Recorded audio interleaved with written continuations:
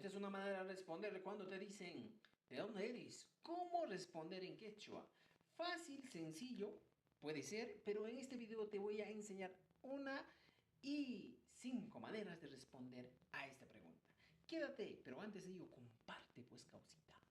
Veamos, cuando me preguntan ¿de dónde eres? La pregunta sería Maimantacanqui, ¿de dónde eres? Y yo digo, Cusco-Mantacani, soy de Cusco. Ayacucho-Mantacani, soy de Ayacucho. Si vos eres de Lima, dices Lima-Mantacani, soy de Lima. Si eres de Puno, dices Puno-Mantacani, soy de Puno. Y si eres de la República de Arequipa, dices Arequipa-Mantacani. Y si eres tacneño, tacneña, dices Tacna-Mantacani. Ahora es tu turno. Maimantacanqui, yau sibascha, yau mahtacha, Maimantacanqui. Deja tu respuesta en nuestros comentarios y no te olvides de compartir y seguirnos por nuestras redes sociales. Tuopa con Anchiscama.